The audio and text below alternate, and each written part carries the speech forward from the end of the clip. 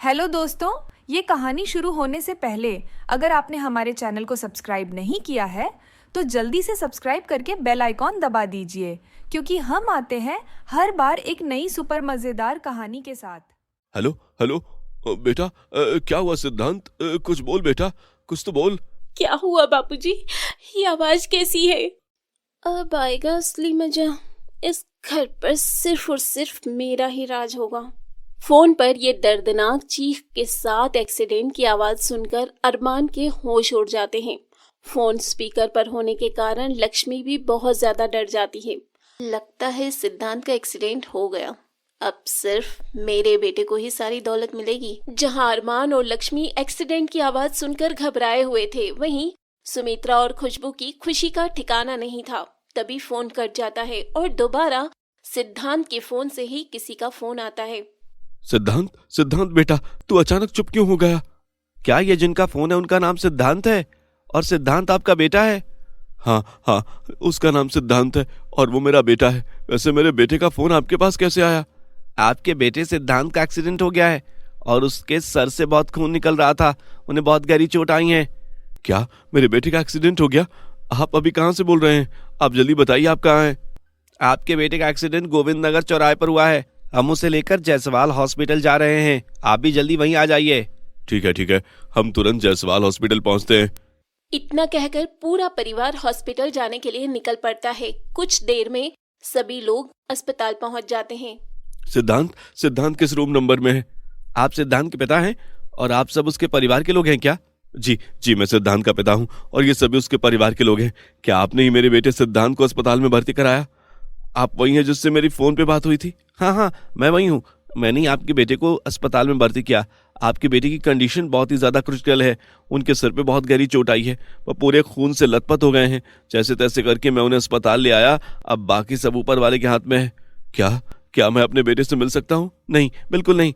आप अपने बेटे से नहीं मिल सकते। अभी उनका ऑपरेशन चल रहा है। जैसे ही ऑपरेशन खत्म होगा आप डॉक्टर से पूछकर अपने बेटे से मिल लीजिएगा।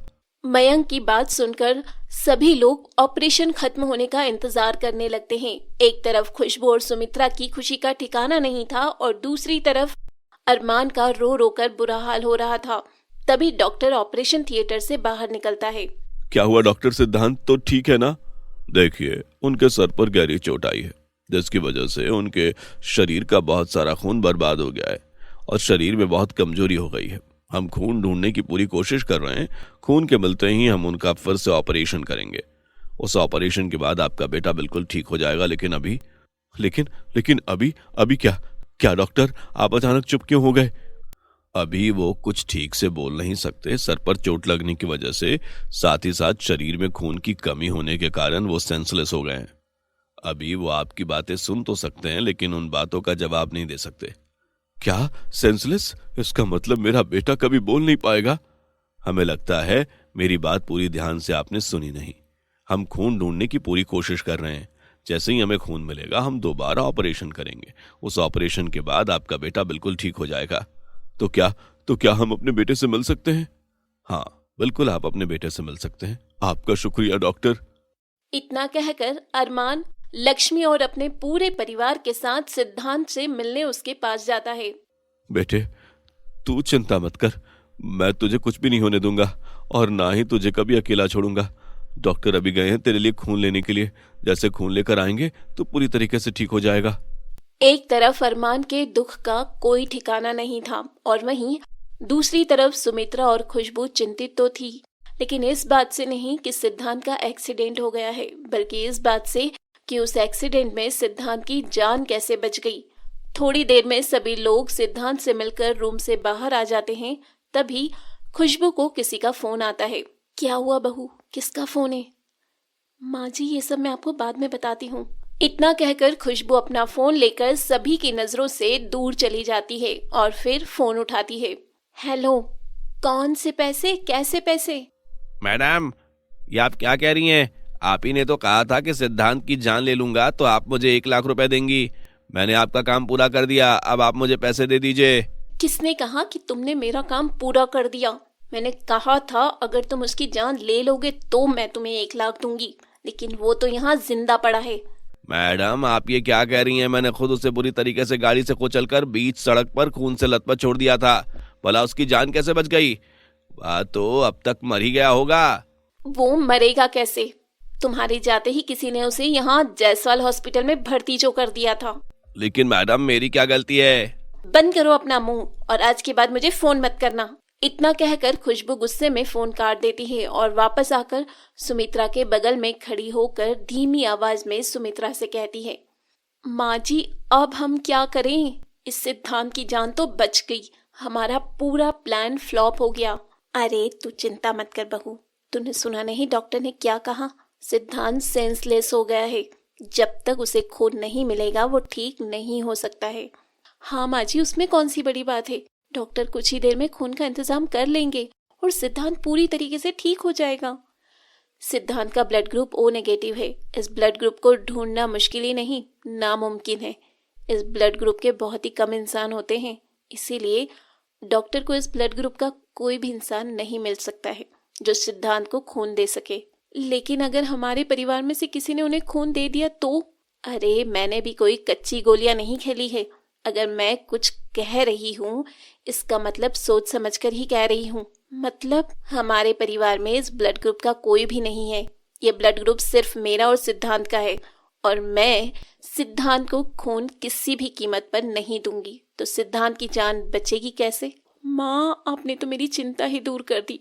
अब ना ही सिद्धांत जी की जान बचेगी और ना ही हमारा प्लान फ्लॉप होगा। ये सुनकर खुशबू बहुत ज्यादा खुश हो जाती है। खुशबू के चेहरे पर जो चिंता थी वो अब खुशी में बदल गई थी और वहीं दूसरी तरफ अरमान भगवान से प्रार्थना कर रहा था कि सिद्धांत की जान किसी तरीके से बच जाए। कि तभी सिद्धांत की हालत अचानक बहुत ज्यादा बिगड़ जाती है। चारों तरफ अफरा तफरी मच जाती है। डॉक्टर इस रूम से उस रूम में आने जाने लगते हैं। तभी अरमान डॉक्टर को रोककर कहता है, क्या हुआ डॉक्टर साहब? अचानक सिद्धांत की हालत कैसे बिगड़ गई? अब मैं इनको कैसे बताऊं कि इनके बेटे की जान बचाना मुश्किल हो गया है। क्या हुआ डॉक्टर? आप चुप क्यों हैं? आप कुछ बोल क्यों नहीं रहे?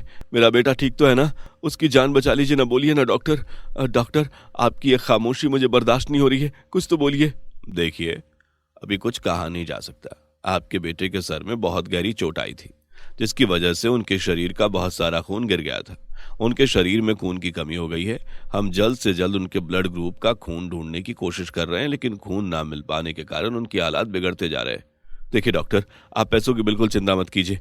आप जिस चीज की जरूरत चाहते हैं मैं आपको सब ला कर दूंगा, बस मेरे बेटे की जान बचा लीजिए। हम अपनी पूरी कोशिश कर रहे हैं, लेकिन उनके शरीर का इतना खून बर्बाद हो चुका है कि बिना खून का उनका ऑपरेशन नहीं हो सकता। हमारे पूरे अस्पताल में कहीं भी ओ नेगेटिव ब्लड ग्रुप का खून नहीं है। अगर आपके फैमिली मेंबर्स में किसी का भी ब्लड ग्रुप ओ नेगेटिव हो तो हम कुछ कर सकते हैं। डॉक्टर की बात सुनकर लक्ष्मी डॉक्टर से कुछ कहने की कोशिश करती है। डॉक्टर साहब ओ नेगेटिव, ये तो ओ नेगेटिव? ओ नेगेटिव तो मेरी पत्नी सुमित्रा का ब्लड ग्रुप है। वह सिद्धांत की माँ है। क्या वो सिद्धांत को खून दे सकती है? हाँ हाँ बिल्कुल। आपने मुझे ये पहले क्यों नहीं बताया? आपने पहले बता दिया होता तो सिद्धांत की हालत बिगड़ती ही नहीं। खैर अब जो हुआ वो हुआ। आप बिना देर किए जल्दी से जल्दी उन्हें यहाँ बुला लीजिए। हमें खून मिलते ही हम सिद्धांत का ऑपरेशन शुरू कर देंगे। इतना कहकर डॉक्टर वहां से चला जाता है।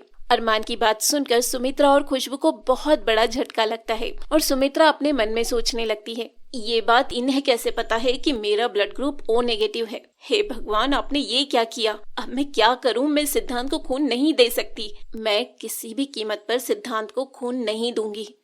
मुझे जल्द ही कुछ सोचना होगा। सुमित्रा ये सोच ही रही थी कि तभी अरमान सुमित्रा के पास आता है।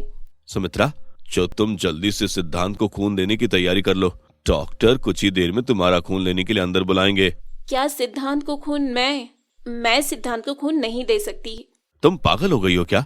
तुम क्या बोल रही हो? तुम्हें पता भी है तुम्हारे खून देने से हमारे बेटे सिद्धांत की जान बच जाएगी और तुम उसे खून देने के लिए मना कर रही हो? मैं किसी को खून नहीं दे सकती। मैं अगर खून दूंगी तो मैं खुद ही कमजोर पड़ जाऊंगी। मैं खून नहीं दे सकती। आप किसी और को ढूंढ लीजिए। सुमित्रा तुम्हारा दिमाग ठिकाने पर तो है? अपनी बकवास बंद करो और शांति से सिद्धांत को खून देने के लिए तैयार हो जाओ। कुछ भी हो जाए तुम्हें सिद्धांत को खून देना ही पड़ेगा, वरना मुझसे बुरा कोई नहीं होगा। तुम उसकी माँ हो, अगर तुमने उसकी जान नहीं बचाई तो कौन बचाएगा? लेकिन मैं... बस बहुत हो गया। अब तुम कुछ भी नहीं कहोगी। तुम्हारी बातें सुनकर मेरा दिमाग खराब हो रहा है। मुझे बहुत गुस्सा आ रहा है। तुम अब चुप ही रहो तो बेहतर है। और हाँ, जैसे ही डॉक्टर तुम्हें अंदर बुलाए तुम अंदर सिद्धांत को खून देने चली आना, वरना मुझसे बुरा कोई नहीं होगा।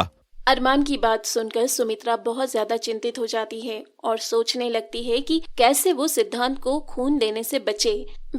देखना होगा काफी ज्यादा दिलचस्प कि क्या जिसने सिद्धांत की जान लेने की थी कोशिश, क्या वही बचाएगी सिद्धांत की जान? क्या देगी सुमित्रा सिद्धांत को अपना खून, या अपने शातिर दिमाग से ढूंढ निकालेगी कोई नई तरकीब जिससे ना देना पड़े उसे सिद्धांत को खून? और अगर सुमित्रा देगी सिद्धांत को खून तो क्या सुमित्रा के खून से बच पाएगी सिद्धांत की जान? जानने के लिए करिए अगली वीडियो का इंतजार, और अगली वीडियो पाने के लिए कीजिए हमारे चैनल को सब्सक्राइब।